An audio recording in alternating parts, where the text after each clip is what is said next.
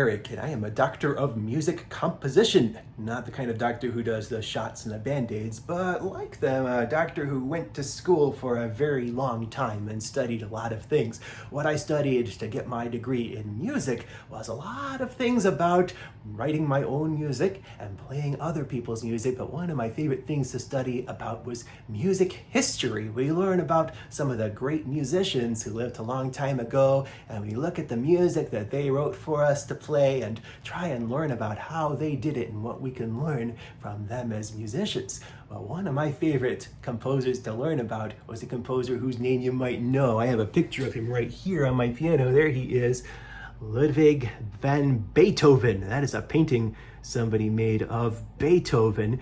Beethoven is a very famous composer because he wrote a lot of classical music. You might know some of the tunes he wrote. Here's one called Für Elise. I can play on the piano.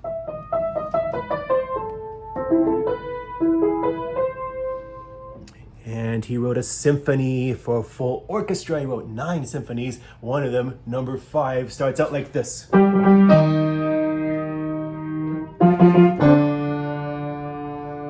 might have heard those notes. And his 9th symphony has a really famous melody that's called the Ode to Joy, and it goes like this.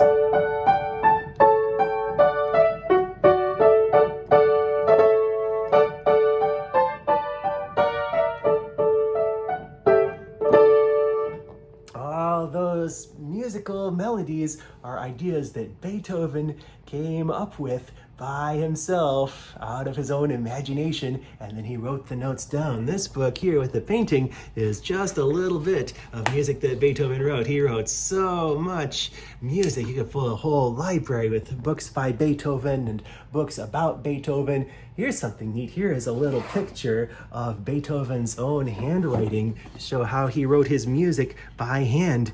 In the old days, you can see he kind of had messy handwriting sometimes because he was writing in pen and he would just scratch it out and write over it and write things in the margins and decide he didn't like it. So he was really a perfectionist, and he had a bit of a bad temper sometimes too. You could tell he was crossing things out if he didn't like them and making it all work together like that. Well, Beethoven started out studying music with some other composers in Germany where he lived. But when he got to be a little bit older, grown up in his late 20s, he sadly started to lose his hearing, and he became deaf and he wasn't able to hear anymore. And as you can imagine, he felt very sad about that because he loved to play the piano and listen to music, and he wondered what he was going to do with himself if he wasn't able to hear music anymore. But fortunately, he realized that he didn't have to stop writing music because he could use his brain to keep thinking about music. That's a little thing we call audiation. That's a long, complicated word. Audiation means imagining the sound of music. If I play a little bit of a melody for you,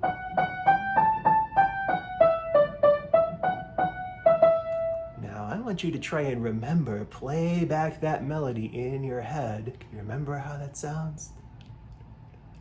Even though you're not hearing it, you can remember in your head how that melody sounds. That's called audiation.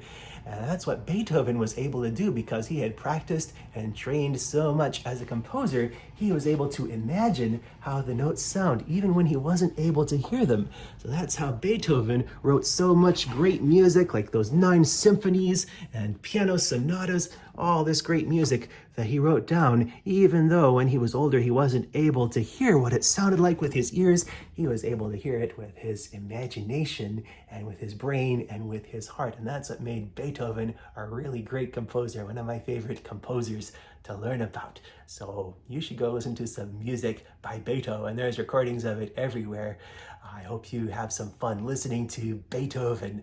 Thanks for watching. Happy music making.